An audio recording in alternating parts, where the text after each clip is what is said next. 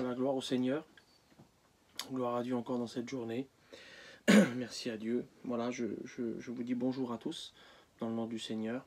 Et aujourd'hui, je voudrais partager une pensée que j'ai eue dans mon cœur. Et je voudrais vous parler de la foi.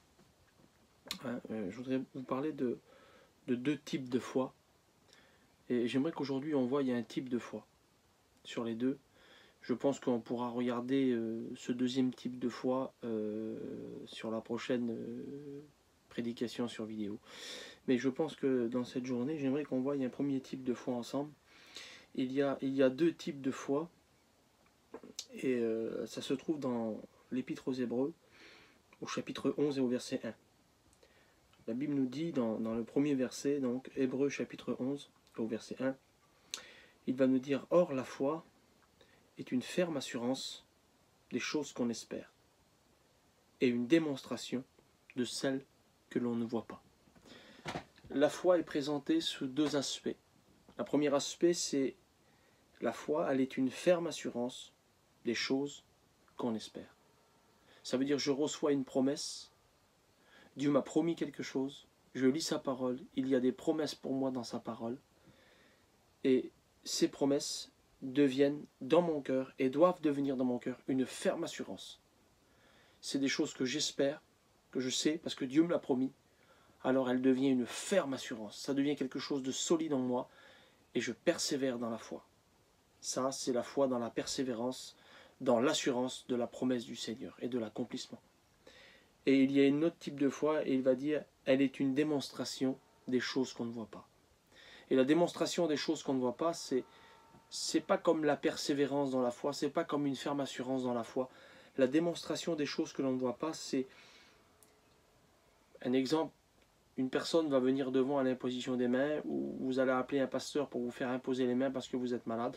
On va prier pour vous, et à ce moment-là, à travers la prière, il va y avoir une démonstration de la foi. Une démonstration des choses qu'on ne voit pas. Ça veut dire qu'il va y avoir une guérison divine qui va se passer, et ça va être une démonstration instantanée. Mais j'aimerais m'entretenir sur ces deux aspects de la foi, mais j'aimerais qu'on voie aujourd'hui le premier aspect. La foi est une ferme assurance des choses qu'on espère. Il faut comprendre que, avec le Seigneur, dans la parole de Dieu et dans la vie avec Dieu, dans la vie du Seigneur, tout s'obtient par la foi. Dieu veut voir la foi dans nos cœurs, il veut qu'on manifeste de la foi, que ce soit dans la démonstration instantanée ou que ce soit dans toute notre vie. Dieu nous appelle à demeurer ferme dans notre foi et à garder la foi dans nos cœurs et à manifester cette foi. Et dans ce verset, il dit la foi est une ferme assurance des choses qu'on espère. Il faut persévérer. Pourquoi la persévérance dans la foi? Pourquoi il faut demeurer ferme? Pourquoi il faut persévérer? Parce que Dieu n'a pas dit quand exactement. Dieu n'a pas dit quand il agirait. Mais il a dit une chose, c'est que la foi, elle n'échoue jamais. La foi dans nos cœurs, il faut qu'elle grandisse. Notre foi, elle est appelée à grandir.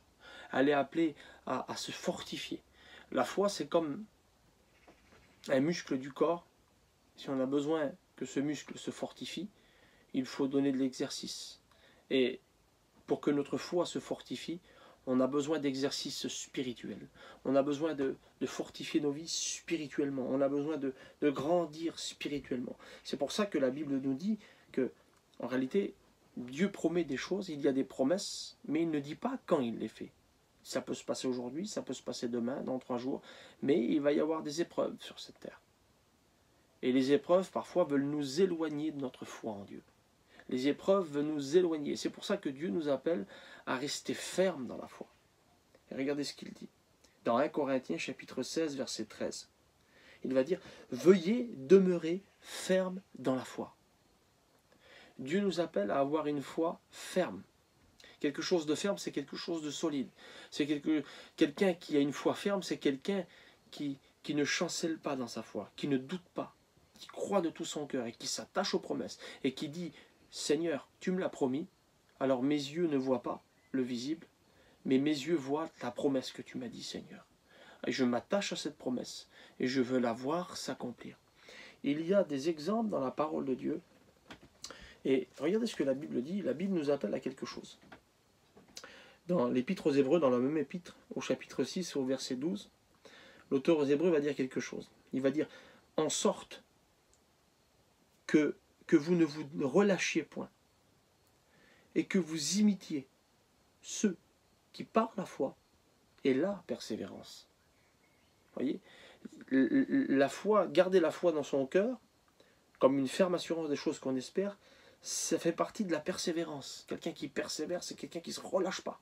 Et il va dire quelque chose, regardez ce qu'il dit. En sorte, on va le relire ensemble, en sorte que vous ne vous relâchiez point et que vous imitiez ceux qui par la foi et la persévérance ont hérité les promesses. Dieu nous appelle à avoir une foi persévérante. Et qu'est-ce qu'il dit dans ce verset? En réalité, on va le dire en deux mots pour expliquer, pour faire plus simple.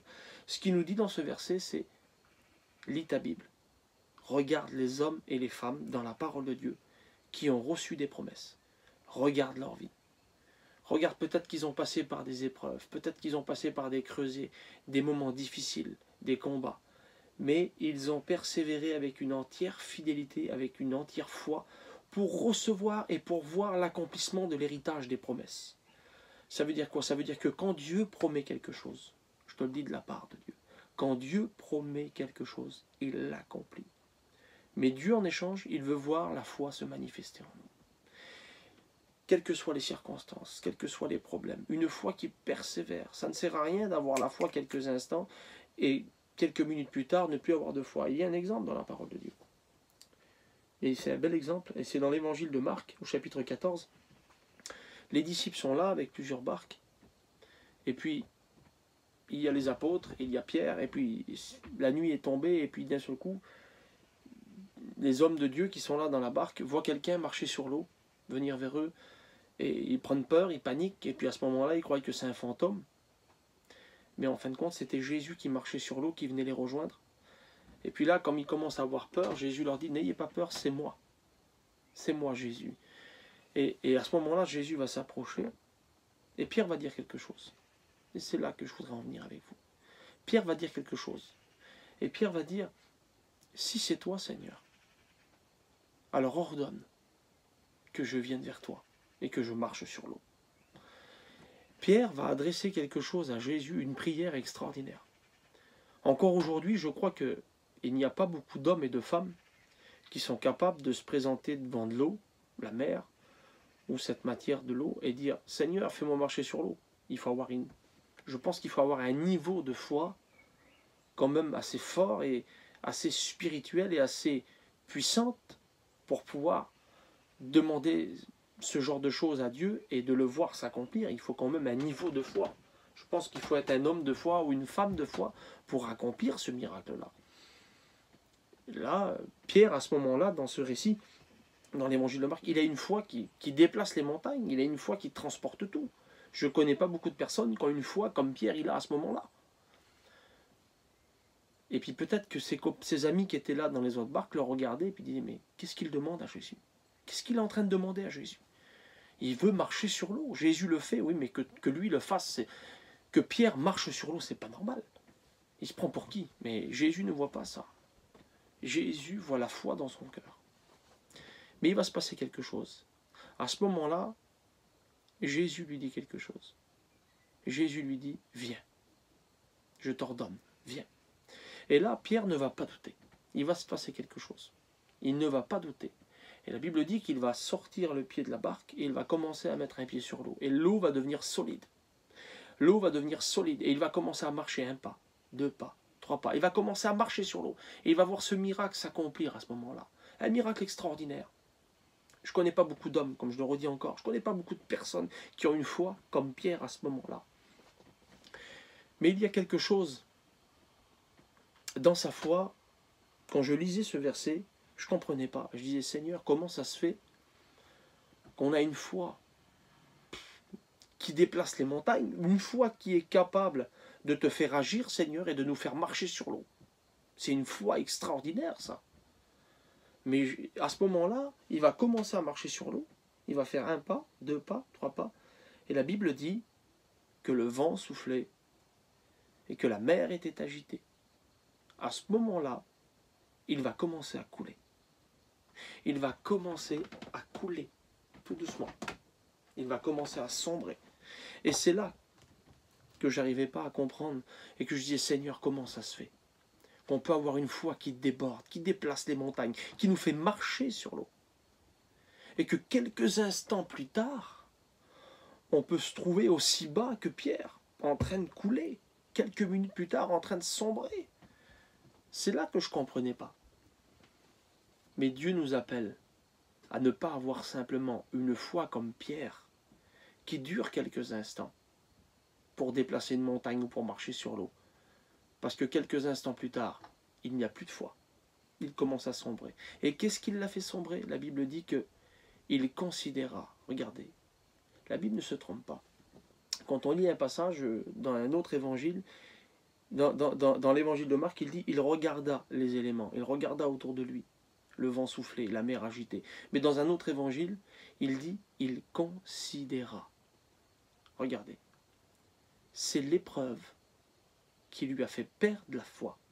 C'est l'épreuve à ce moment-là, c'est le vent, c'est la mer qui était agitée, qui lui a fait perdre pied, qui lui a fait perdre sa foi, et c'est ça qui lui a fait commencer à sombrer et à couler. À ce moment-là, il a perdu la foi. C'est quand il a commencé à considérer. Et le mot considérer, mes amis, mes frères et sœurs, ce n'est pas à regarder. On a beaucoup d'épreuves, mes frères et sœurs. Il y a beaucoup de problèmes. Il y a des difficultés. Il y a des épreuves qui veulent nous faire sombrer. Et on peut avoir la foi. Peut-être que tu as eu la foi à déplacer une montagne. Mais l'épreuve est venue. Et tu n'as pas regardé l'épreuve. Mais tu as considéré l'épreuve.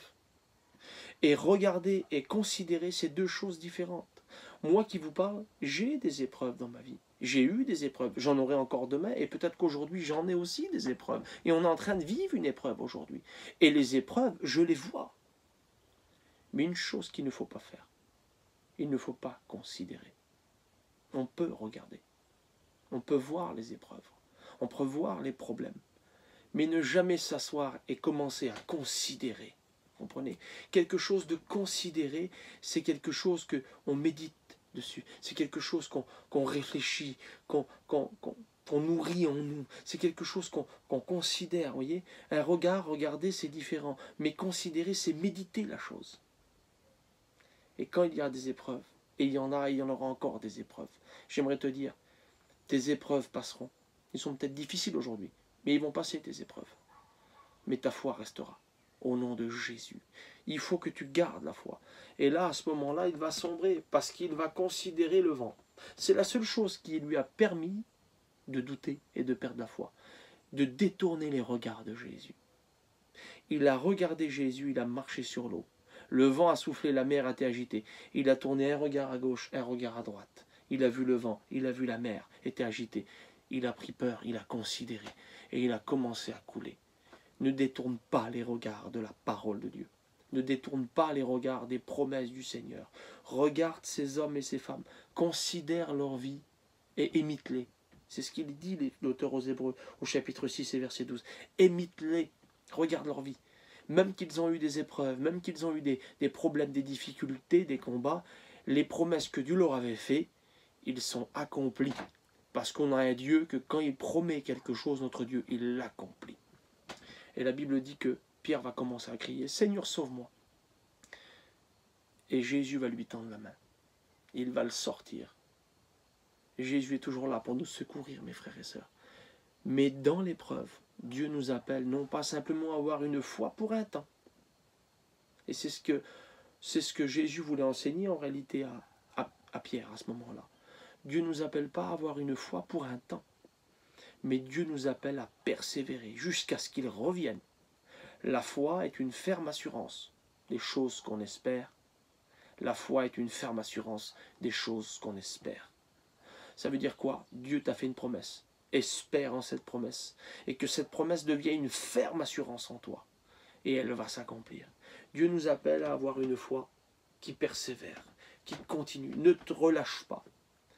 Ne te relâche pas. Il y a un dernier exemple que j'aimerais voir avec vous, c'est Joseph. Joseph, dans le livre de la Genèse, Joseph et ses frères, le faiseur de rêves, le faiseur de songes, il a reçu des promesses du Seigneur, il a fait un songe, il s'est vu au-delà, élevé au-delà de ses frères, il s'est vu recevoir une bénédiction extraordinaire. Mais qu'est-ce qui va se passer dans sa vie? Il reçoit la promesse et il est content et il va en parler à ses frères. Et là, il ne s'attend pas à ça. Il ne s'attend pas à ça. Il s'attend à voir s'accomplir cette promesse. Mais à ce moment-là, l'épreuve va frapper. La tempête va frapper. Le problème va frapper. L'épreuve va frapper. Et qu'est-ce qu'ils vont faire? Ils vont prendre leur frère, ils vont le saisir à Joseph. Ils vont le jeter dans une citerne. Ils vont prendre sa tunique. Ils vont tuer un animal. Ils vont verser le sang dessus. Ils vont emmener vers son père. Ils vont dire, voilà, ton fils est mort. Il s'est fait dévorer par un lion. Ils vont mentir. Et là, le voilà dans une citerne. Qu'est-ce que Joseph a fait à ce moment-là dans la citerne? Il ne s'est pas découragé. Il a resté attaché à la promesse. C'est facile aussi à dire. Ça vient juste d'arriver. Il s'est dit, je vais remonter et puis je vais retourner chez moi. Mais non. Quand il remonte, il se fait saisir par un vendeur d'hommes, d'esclaves. Et il se fait vendre comme esclave en Égypte. Il se retrouve dans un autre pays en Égypte. Et là, qu'est-ce qu'il se dit? Je ne reviendrai plus. Non. Il ne se dit pas, je ne reviendrai plus. Mais il persévère dans la promesse du Seigneur. Pourtant, il y a l'épreuve, mais il persévère dans la promesse du Seigneur. Et là, le problème devient encore plus grand. Il devient accusé. Il est accusé par Potiphar. Parce qu'il est accusé à ce moment-là. Il est jeté en prison. Et dans la prison, qu'est-ce qu'on peut se dire à ce moment-là? Je suis déporté. Je suis vendu comme esclave. Et je suis jugé et accusé faussement. Et il se retrouve en prison. Et ça a duré pendant des années en prison. La Bible nous dit que pendant 14 ans, il a été déporté. Alors au bout de 14 ans, on peut se dire, allez où la promesse?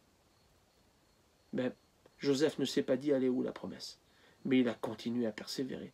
Parce qu'il a dit, si Dieu l'a promis, il va l'accomplir. Alors il s'est attaché à cette parole. Il ne s'est pas attaché à la prison. Il ne s'est pas attaché à l'esclavage. Il ne s'est pas attaché à tout ça. Il s'est attaché fermement. Cette promesse, ce songe que Dieu lui avait donné, cette vision que Dieu lui avait donnée, elle était devenue une ferme assurance en lui. Et à ce moment-là, au bout de 14 ans, la promesse s'est réalisée. Pourquoi? Parce que Joseph a persévéré dans la foi. Il nous faut persévérer dans la foi, en sorte que vous ne vous relâchiez point. Écoutez bien, on va prier le Seigneur. Et que vous imitiez ceux qui, par la foi et la persévérance, ont hérité les promesses. Considère les hommes et les femmes de Dieu qui ont eu des épreuves, et des grandes épreuves. Mais les promesses de Dieu sont toujours accomplies. J'aimerais te le dire, mon frère, ma soeur, mon ami. Ce que Dieu t'a promis, il va l'accomplir. C'est une certitude. Il faut que cette promesse devienne une ferme assurance. Et tu verras la promesse de Dieu s'accomplir. La foi n'est pas simplement pour l'instant présent, mais la foi, elle est aussi dans la persévérance. Dieu t'appelle à persévérer dans la foi.